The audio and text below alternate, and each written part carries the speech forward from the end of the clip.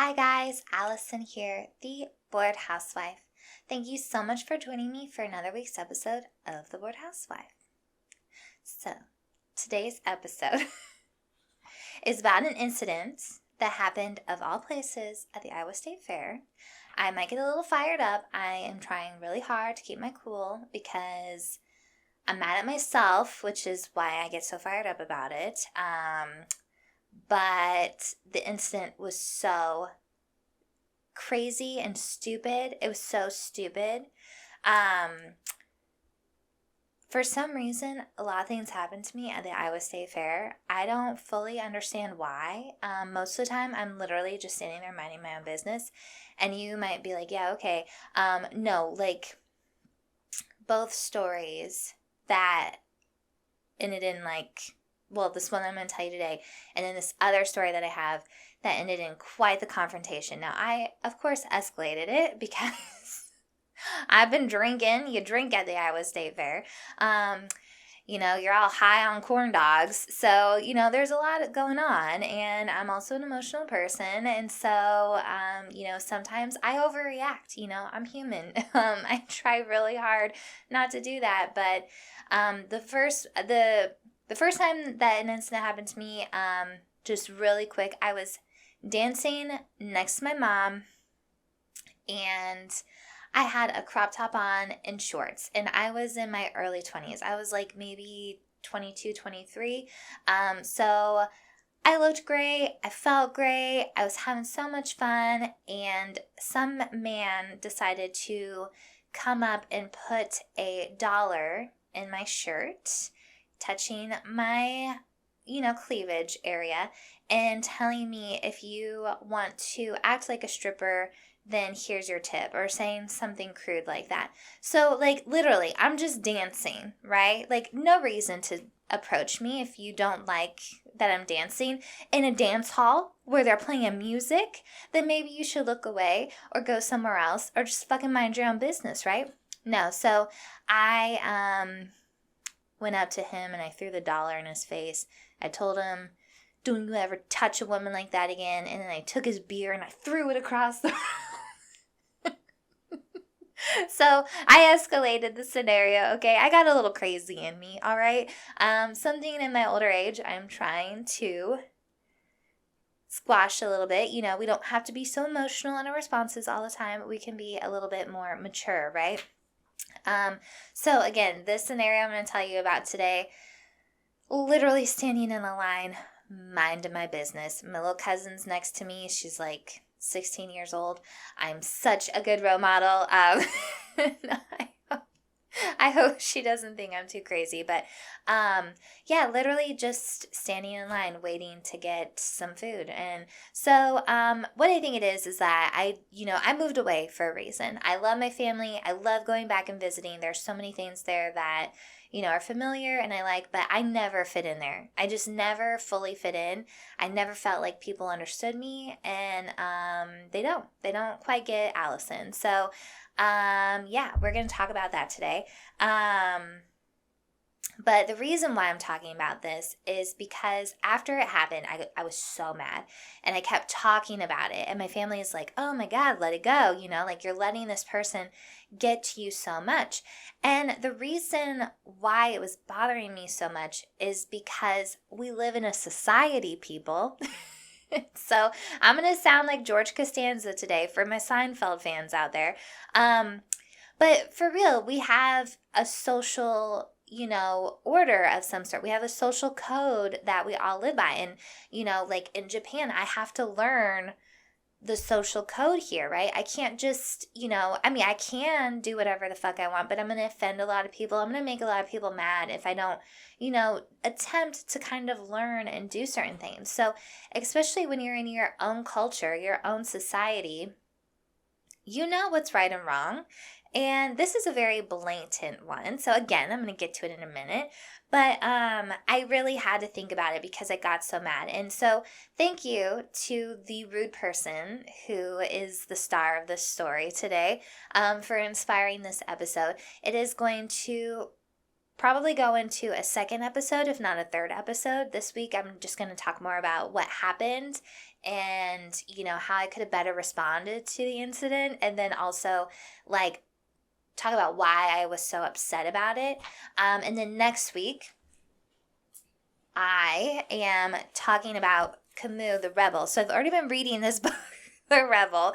And so when this happened and I started thinking about society and like why we do certain things in our social order sort of thing, this book talks about that. This book talks about, different times and periods in history and very specific periods in history where people revolted against, the status quo sort of scenario, and like how that doesn't necessarily always work out, so there, and trying to classify yourself as like a rebel or as like, the outsider coming in, creating some sort of social change, you and then yourself, become, let's say if you do accomplish the change, then you yourself end up becoming kind of the status quo sort of thing. So, it's really complicated, and so we're going to get into that a little bit next week.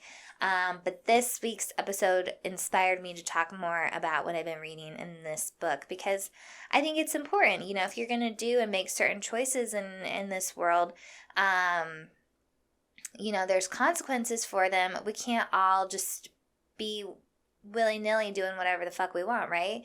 That makes for a very chaotic society. So I know I sound really crazy, but I promise I'm not. So hang in there with me, and I'm going to talk to you and tell you about the story of the line cutter. Yeah, it's going to be great. Anyways, please share this with a friend. If this one's a little too crazy for you, then share a different one with a friend. But no, I think this will be a great episode. But yeah, please share with a friend. Please check out the link of my social media and my website, and comment, subscribe, all the fun things, right? I am sipping on a glass of a white wine. So please grab whatever beverage of choice you want for whatever time of day that calls for. And cheers, guys. Let's have some fun.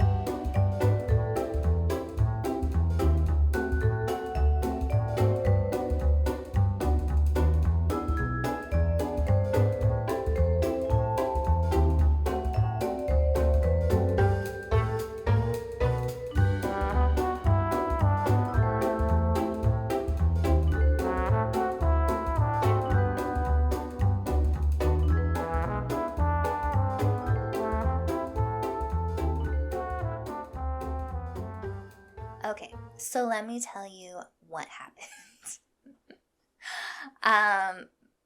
I was looking for taco salad, okay? And had I just stayed where I was, apparently they had taco salad, so I just fucked up all over, okay? I didn't need to go looking for it. Well, I couldn't find taco salad, but there was a gyro shop there. And or gyro or gyro or hero, however you say it, okay? I call it a gyro. I don't know if that's the right way, all right? So just whatever. They had a gyro shop, but they had a Greek salad at this, like, it's just like, it's not actually a shop. What are they? They're like food trucks, like food vendors, it's like, it's the fair. So I know, and even in that self, but I'd had so much fried food that day. I was like, I like saw the Greek salad and I thought about taco salad. I was like, I just need some vegetables. I just need something that's not fried, So I asked my cousin if she wants to walk with me, and so we go on a walk, and we end up at this place, okay? So I get in line. It's a very long line.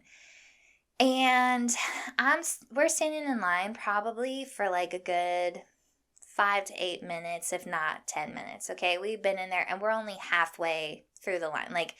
Like now we've like moved up. There's a huge line behind us now too, right? So, and there's 2 lines at that, okay? So 1, 2, both lines, okay. This girl walks up to me, and why did she choose me? I have my ideas, so I'll get to those in a minute. But she walks up to me, and I've had a few, right? I've had several beers throughout the evening, so I am not fully my best self. I mean, as far as just being able to like think quick on my feet and being like a sound, logical, reasonable person, right? Like I'm just hungry and I want my damn salad, So she comes up to me and she tells me that she had been standing in line before me and that she got out of line to talk to her boyfriend or whichever man was standing next to her, and that, she wanted to get back in line. Now, immediately, even though I'm drunk, logically, I know that she's lying because when I got in line, I was the very last person, right? There was nobody else around. There was this old couple that was standing in front of me. They had been standing in front of me the entire time I was standing in line, okay? I'm sorry if you get out of line when you're the last person in line. You don't get to claim your spot again unless you go and talk to the person that, came up there and you said, hey, I was standing in line here. Do you mind saving my spot while I deal with my business over here? Gladly. I would gladly hold your spot for you, right? I'm a reasonable person, but no, she did not do that. So she claims she was in line. Now, I will tell you, this story is so fucking stupid, but there is a bigger meaning to it. So just bear with me, okay? So I tell her, sorry, I did not see you standing in line. So, because there's a giant line behind me. She's not just cutting me, she's cutting everybody behind me, right? So I tell her, I'm sorry that you got in line. I did not see you here. So no, you're going to have to go to the back of the line. That is not what she was expecting to hear. So she starts immediately giving me attitude and telling me, well, I was just trying to be nice. And I was like, okay, if you're just trying to be nice, like if you wanted your spot, and I did tell her, I'm like, why didn't you come over when you saw me get in line? Why didn't you come over and tell me that you were standing there? And she was like, well, and then she just started dismissing me and giving me all the attitude. So she was like, I was just trying to be nice. So whatever, I'm standing here. And I was like, oh, okay, then by all means, cut me in line if that's what we're doing today. Because it's like, it's a stupid fucking line, right? Like the mentality about it is like, okay, whatever. But again, there's a bigger thing to this. So I'm getting livid, right? So I'm like, fine, cut me. And she's like, I'm not cutting you. This is my spot. Like she's still trying to like weave this story that she was standing there when I know very well, because I'm not a stupid person, that she has just decided to pick me to tell this little story to. And this is where I think that she just assessed and thought that I would be like, oh, okay, sure, go ahead. Sorry, no, sorry. I am not your average I'm not your average Midwestern girl. I lived in New York City, I've lived in LA, and I've lived in the South, okay, bitch? So, no. I don't take shit from people. So, like I said, I get fired up when I tell the story. I will tell you, this would never happen in New York City. Never. Because not only me, but everybody behind me would have been like giving this girl shit, okay? So, of course, I'm like, fine then, by all means, cut me. And then she, giving me more attitude. And I said to her, I'm like, you're rude. And she was like, you're rude. And I said, no, you're fucking rude. And she said, stop talking. She told me to stop talking. And she goes like, those of you that can't see me, she's using this little hand motion, like, quiet the fuck up, like, shut up, And so that's where I'm fucked up. I stooped to her level and I was doing the same thing back to her. Like, oh, you want to be a little sassy attitude girl? Okay, I'll bring it back right there with you. All right, let's go. And then I decided, you know what, Allison? It is not the time to get stabbed over a line. I don't know these people. It's East Side night in Des Moines, which you don't know Des Moines, Iowa, but the East Side is a little rough, okay? It's a little rough. So,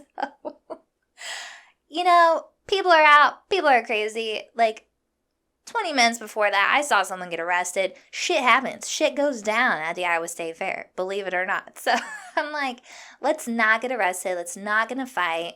This girl is extremely rude. She's a horrible person. She cut you in line because she thought you were an easy victim, obviously. She did not know what was going on with you're crazy. So I stood there and I just huffed and puffed the entire time.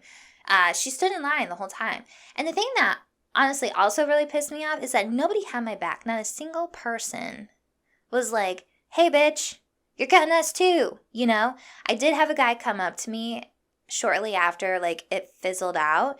And he was like, is this the front of the line? And I was like, no. And he started laughing. I was like, okay, you're funny. But, like, I saw other people were, like, staring at her like, you're a horrible person, because we all knew she was lying. But not a single other person said anything. So that's where I was a little disappointed in my fellow Midwesterners, because, again, had we been in New York City, that would have been a lot different. She would not have cut me.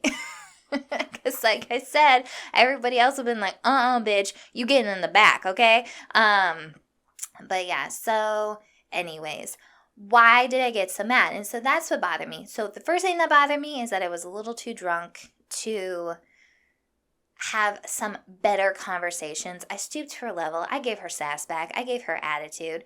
Now, was she going to be nice at all? No, because immediately I told her, no, you're not going to cut me. And she's sticking to her guns in this one, right? So she's going full on, I'm going to be crazy to try to intimidate you. And I should have just continued to have a level head. I shouldn't have said, sure, you can cut me. I shouldn't have let her do that. And I should have looked around to my fellow Midwesterners and been like, hey, you guys, like, do you want her cutting all of you? Because she was not standing here. So, you know, maybe drug a few other people in. I know that probably sounds weird too. But, like, we have a societal code, right? You don't cut people. You don't lie to cut people. And so I was frustrated with myself that, like, you know, especially the next day, I, like, woke up and I was like, am I still mad about this? And I'm like, oh, yeah, I'm fucking mad. And so then that's when I said, she just cut you in line. Why are you so fucking mad about it? So stay tuned. So, like I said, we live in a fucking society with social norms. We have these things that we all sort of abide by. And, you know, one of them is not cutting a line. And the thing that makes me, you know, my family thinks I'm nuts, by the way. So, like, they were like, you're still, like I said earlier, you're still going on about it. Do I need to let it go? Yes, 100% I need to let it go. I'm still maybe now that I've made this episode, I can finally let it go, because I've had to, like, remember the details, because I'm like, oh, I'm talking about this on my podcast. Because that's what my family was like, you know, I'm talking about all these things in society and why this was wrong. And my grandma was like, well, what are you going to do about it? You know? And I'm like, well, you know what? I have a podcast. And even though not that many people listen to my podcast, I still have a voice and I can say something about this. And hopefully, you know, maybe in my own little way, I can give some perspective and give some sort of enlightened, you know, idea to why we don't allow people to get away with this shit. So, what bothers me is that we live in a society and we have a societal code, right? And one of those things is we don't cut in line, right? We form lines to create order. If there's no line, then it's just chaos. So imagine if everybody just walked up to the front and, you know, they're just trying to take orders. Like, think about, like, when you're at a bar, for instance, if you go to a bar, if you're at a really busy bar, it's really chaotic, right? Because you just hope that the bartender sees you. And most of the time, you know, in that kind of scenario, it can kind of work because it's like a more controlled type of setting. But, like, think about if, like, you really want to, like, get a drink or be more comfortable, you order from a waitress or something, you know? So, like, there's thousands of people at the Iowa State Fair. It's not just like a bar with like a few hundred people in it, right? There's thousands of people.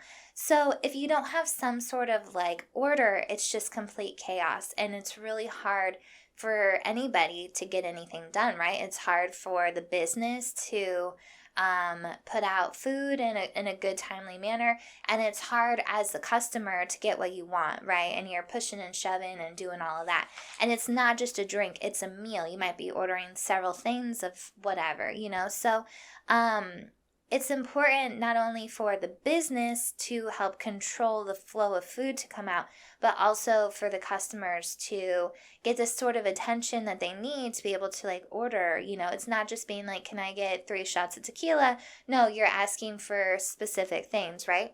So the point is that in general, as a society, we've agreed to these lines. We see a line form, we stand it. Sometimes people see lines form and they just stand in it not knowing what the hell they're standing in line for, right? So it's become so ingrained in us that we, in order to have a pleasant experience, we have abided to these sorts of social norms. Nobody told us that we have to do this. Nobody said, there's not a law that says you have to make a line, right? We have just amongst ourselves decided that this is a great way to keep order and to, because again too, that's why in bars as well, you sometimes get fights break out, or people get disgruntled really easily. Not only are they drinking, but, they're also maybe not getting the type of attention that they need because they've been sitting at the bar for a long time and the bartender hasn't given them attention. Or, they might just leave, and so then the business, misses out on that kind of, on that customer, right? So there are certain things that we agree to because that is chaotic.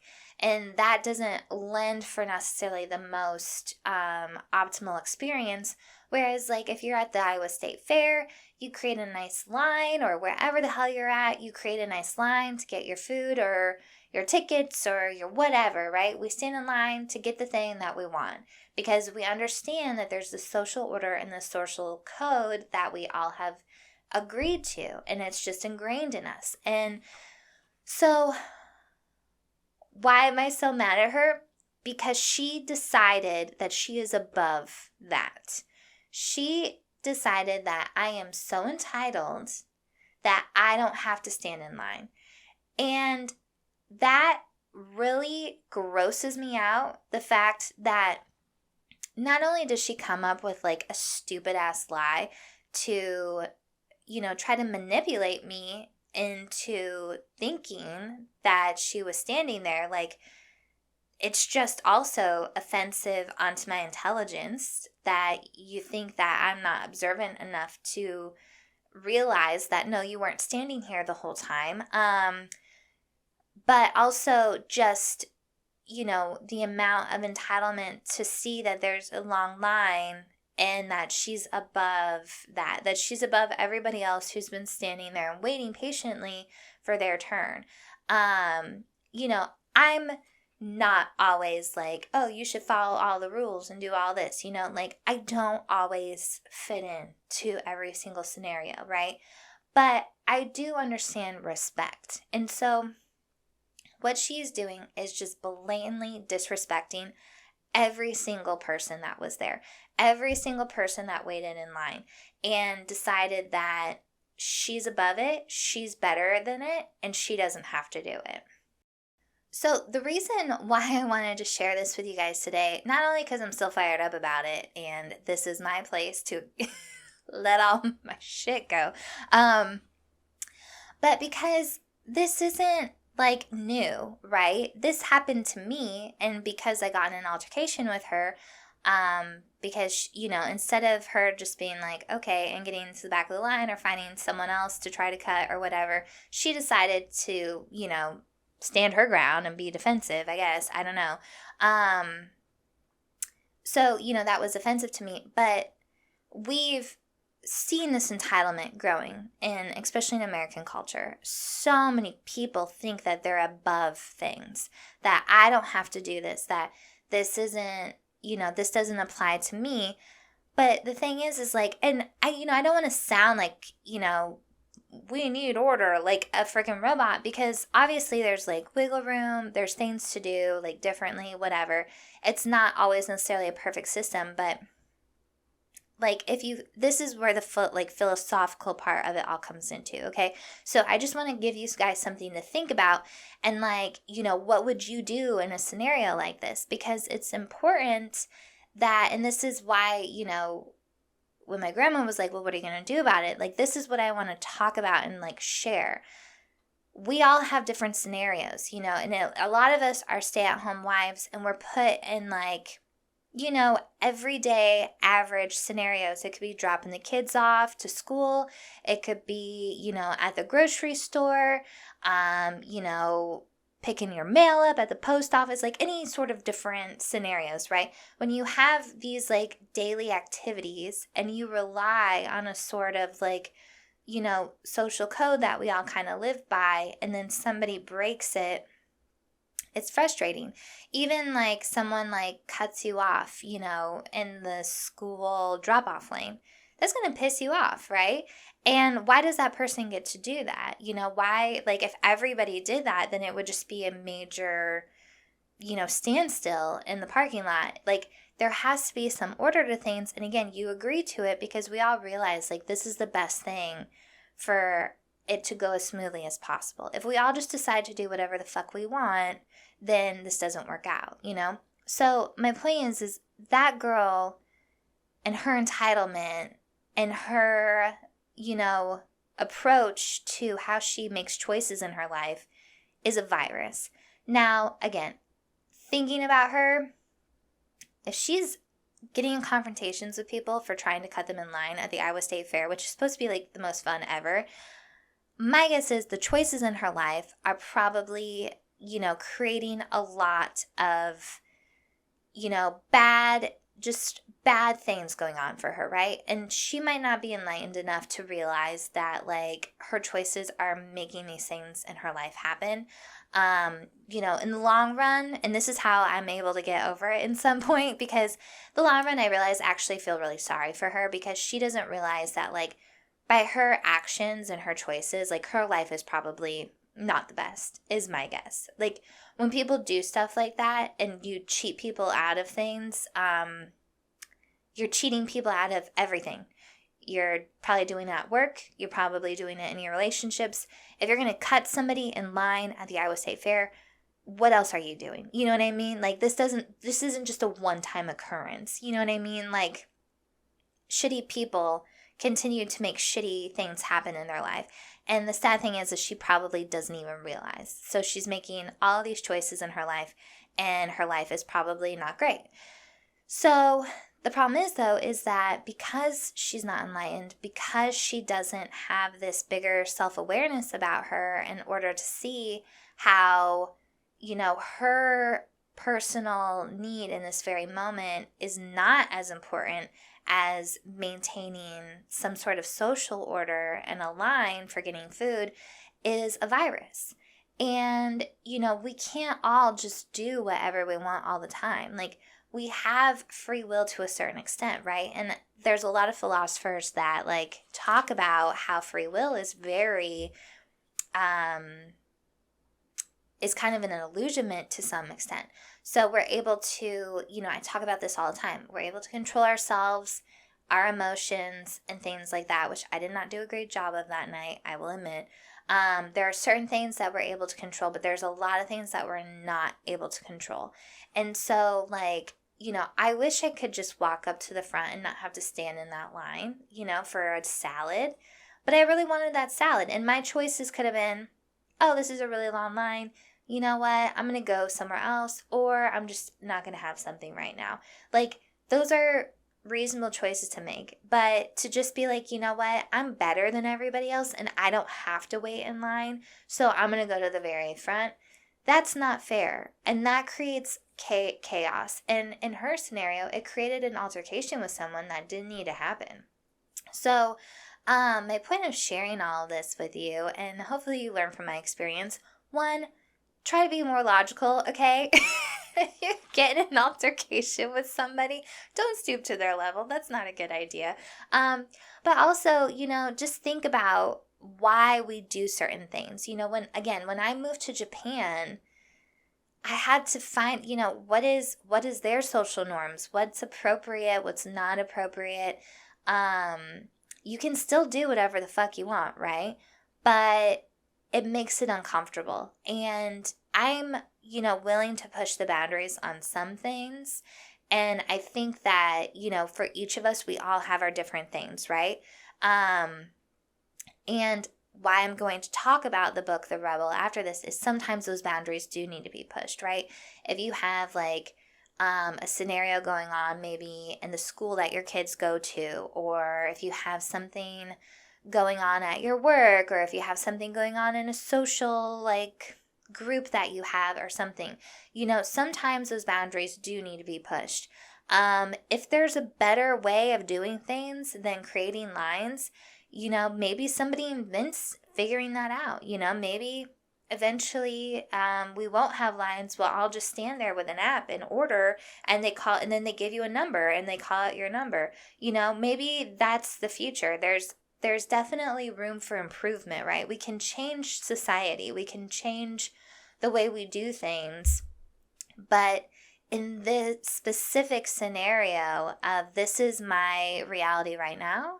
And right now, I can make a choice to kind of conform and go with the flow, or I can be the virus, that decides that I'm above it.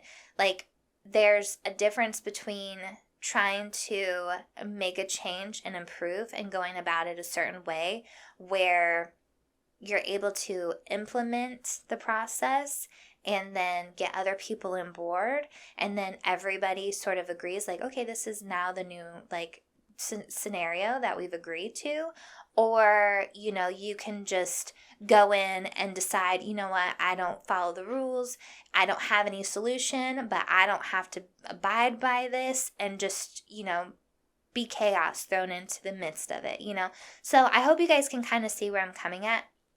There is a fine line between being chaotic and being somebody of, change, and a good change potentially, and sometimes we try things and it doesn't work out, and so we go back to the old way. Like, there's nothing wrong with trying to change things. Like, there's nothing wrong with trying to order something at a food stand and ordering it on your app, paying all through, a program, and then them just calling out your name or your number, and here you go, right? Then there's no line cutting, there's no altercations, there's nothing. You just put in your shit and you leave, right? Starbucks kind of does that at this point. Like, you don't even have to stand and wait in line at Starbucks. You can just order on the app and show up, and there's your coffee, right? So maybe that's the future. Maybe lines won't be a thing because we don't have to wait in them, because we can be on our phone. But there's still an aspect of waiting, right? You'll still have to wait for your turn to come up, but it'll be digitally monitored versus someone being able to come up to you and be like, well, I put my order in before you. And it's like, well, no, you didn't, because it's through an app. So take it up with the app, I don't know. It's just an example, but anyways, I'm going to stop talking about this today, but I hope it gave you guys something to think about. And the reason, the reason why I think this is so important is because this isn't an isolated incident. I'm seeing this happen a lot, and I'm seeing it happen on social media and just how people talk about things. And we all have to agree to certain things. And to think that you're above something because you've decided that you're important and that you're more important is not fair. And now I've been there again. I've spent my early 20s seeing the lines outside of the bars or the clubs and walking up to the bouncer and being like, I think I'm too pretty to stand in line. And, they letting me in above everybody else. So I got in, right? But at least I talked to somebody about it. I didn't just walk up to the person in line. That's where I'm talking about. There could be loopholes. There can be ways to get around things, right? But I didn't just walk up to somebody and be like, I'm standing here now. No, that's not fair. They've already been standing in line, right? And so I allowed the establishment, the bouncer or whoever, to decide, hey, you know what? Yeah, I want to let her in over this person.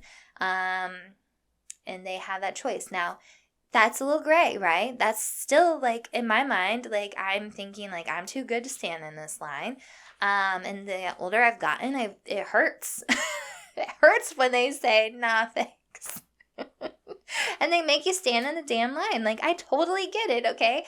But that's how it works. I don't just get to cut people, and again, we agree to these certain things. And so just if anything for this week, think about the scenarios in your life where you really appreciate the social order, where you really appreciate the fact that everybody agrees to this sort of system because it's, the most efficient, or, it just creates it's not chaotic. It makes it easy. Think of the scenarios where it has been chaotic and you wish there was a system in place, Think about all the little things that we do and why we do them.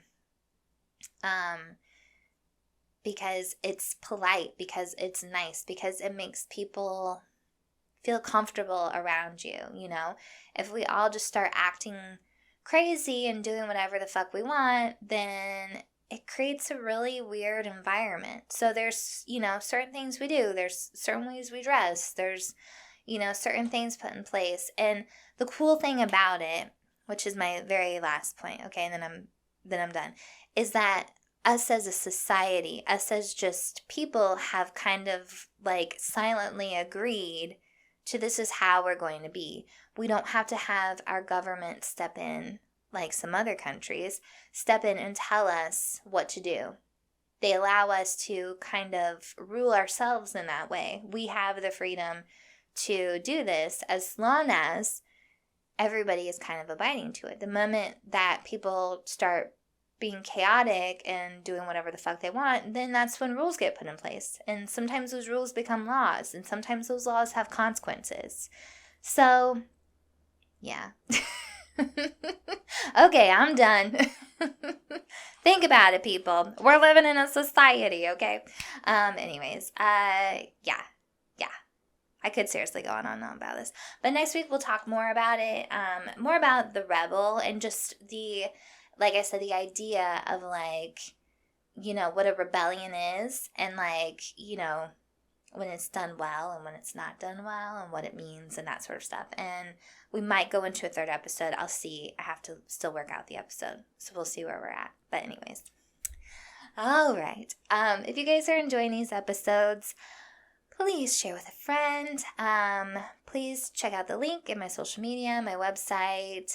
Please comment, subscribe. Let me know what you think. Let me know what you think of this episode. I know I sound really intense, but it is something I'm very passionate about because I don't like people who think that they're better than me. And I, try really hard to make people not feel that way around me. So I think I'm just extra sensitive to it. It's something that really bothers me. So yeah. And I'm also a little bit of a rule follower, I mean, like I said, there are certain things I'll push the boundaries on, but I have a very weird way of doing that. So if I see a line and that's what I want, I understand. Okay, I have to stand in this line. Okay, anyways, I'm done. All right. I'm done. Thank you guys so much for joining me for another week's episode. I hope you have a great week ahead of you. And cheers.